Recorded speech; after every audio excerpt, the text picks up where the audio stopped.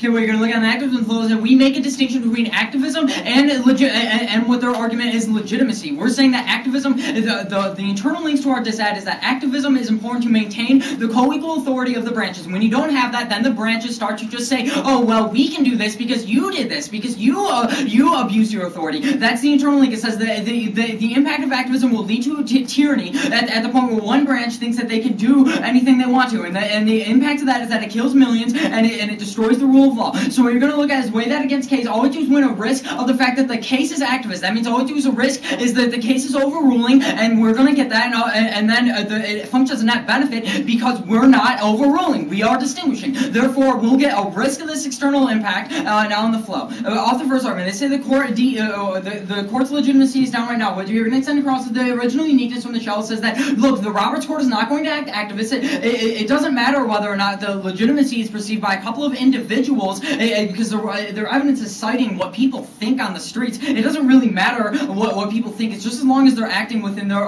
limits of Congress. And then off the second argument, they say, well, we solve legitimacy, but again, across by the analysis that as long as they're acting, they're not abusing their power, they're not edging into presidential power, they won't be activists, and so it's not a non-unique argument. At best, what they're going to use this evidence to do is access the impact, but they won't be able to do that at the point where the internal link is discussing activism, not the court's legitimacy to the public or the court's legitimacy to other countries. On the link debate, off the turn, failure to defer to Congress is activism. Marshall 102. I will try somewhat to different track. However, when working in the concept of judicial activism, I've attempted to identify indices of judicial activism, often known in literature, non-originalist activism, the failure of the courts to defer to some notion of originalism in deciding cases whether the originalism grounded in strict fealty of the law, reference to original intent of the framers, presidential activism, the failure of the courts to defer to judicial precedent, jurisdictional activism, the court's adherence to jurisdictional limits within power, the use of judicial power to impose ongoing affirmative obligation in other branches of government to governmental institutions under ongoing supervision of the court, judicially imposed remedy. Also extend across the second link argument that's made from the 1NC. This, again, is the argument. It comes before their legitimacy arguments because it's a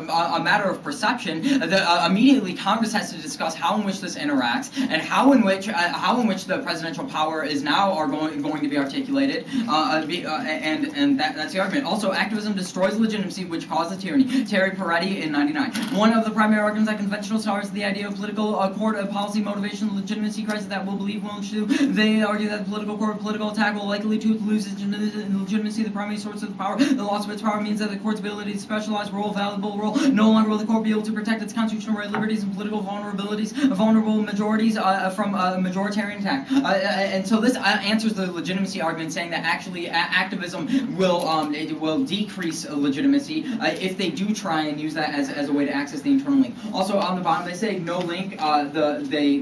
There is precedent to use international law and reasoning, but they're not applying international law to the decision. Number one, and number two, that's not relevant to the link debate. All we have to do is prove that they decrease presidential authority, which they do, and they overrule the decision, which they do, and that's where we get it. Now onto the distinguished flow.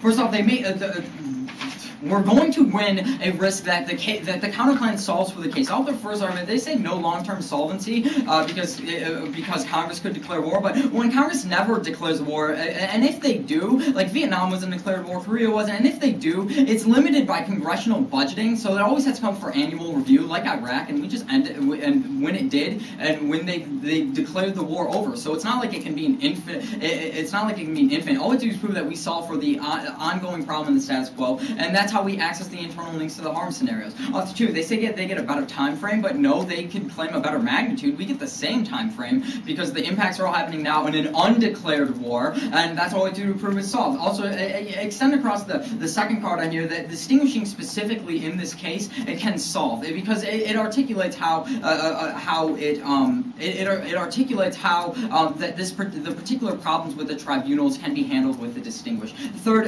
this solves for all the external impacts of the net benefits at the point where we're not overruling, we're just distinguishing. Off the third argument that it links to the disads just as much, like always, and they're trying to say that like any risk will be outweighed by SOE, but we'll capture that as much SOE as they do because we get rid of the state of exception. All it do is prove that we get rid of the tribunals and the problems that are going out right now. And to extend across that distinguish of it, the first distinguish card, it says that that the distinguish will work just as well, but it will get us out of the disads because distinguishing is uniquely different than overruling. And lastly, the case will always have a greater risk to trigger the threshold of the disad at the point where it's more controversial. That's the same story that you're getting from us all throughout the debate. And on the SOE floor.